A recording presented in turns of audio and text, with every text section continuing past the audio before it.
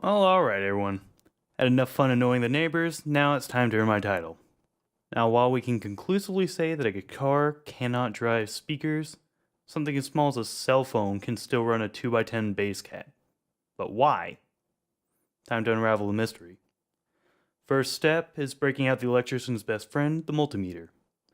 I'm not going to use some industry quality tool for this, but I'll be having a few features that you won't find around on a $15 beater meter. Namely, AC sensitivity down to the millivolt range, RMS voltage, don't worry, I'll show you how to check for that later, and frequency measuring. The only real necessity here is the low voltage sensitivity, but everything else makes life easier for anyone planning to repeat this themselves. Now let's poke around a little bit. The function generator used in the last video has an unloaded voltage of about 990 millivolts. Meanwhile, even when pulling out one of my higher output instruments, my trusty 4-string bass, I can only manage to peak around 100 millivolts at 52 Hz. I'd say that's our problem right there.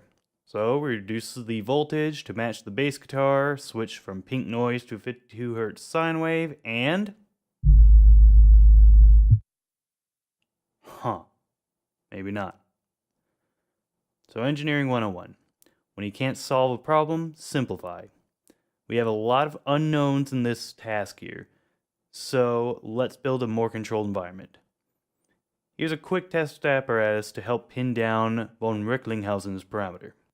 Now, your 6th grade science class, turn a nail into a magnet trick, is actually a reasonably good simulation of a speaker at this level.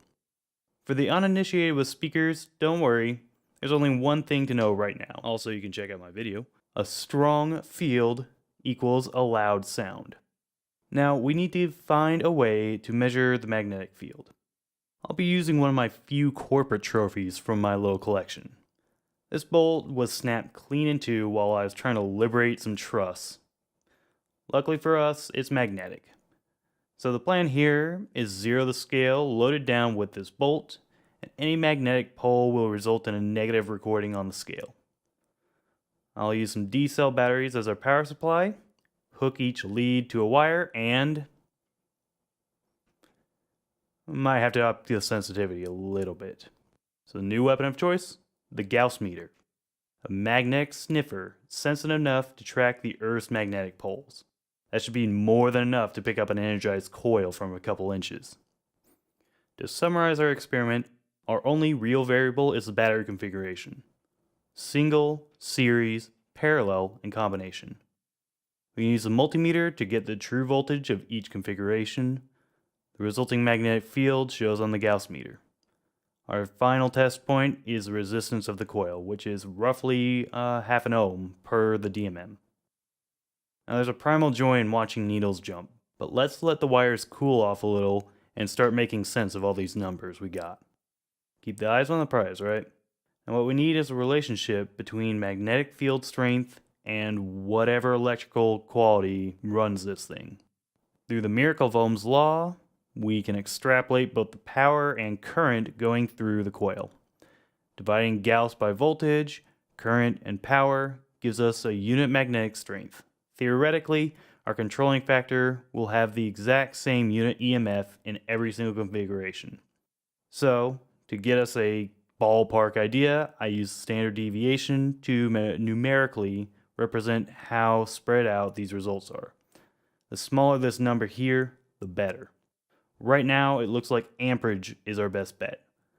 These numbers aren't exactly something I'd be proud to show anyone, so I repeated this experiment.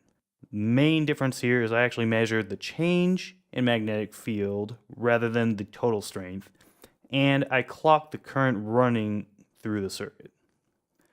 Now can calculate the resistance, wattage, and unit EMF, and I can say with some confidence at this point that current is the primary contributor to how much sound pressure can be coaxed out from a speaker. So we can just assume the headphone jack produces more current than an instrument, right? Now the question is, why? Well, that's a question for another time. In the meantime, pull chocks and have a safe flight. Catch you on the flip side. Time to strip.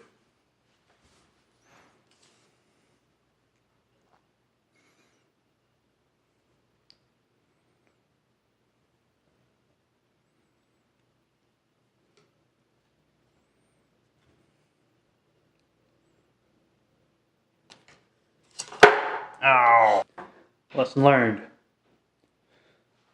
Jostle, then glue together. Also use a proper tool. I am so ashamed. Holy moly, I almost forgot. Yeah.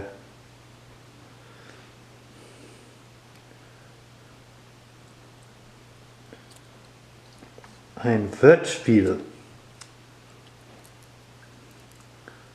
Für die Erleuchteten. Have fun, everyone.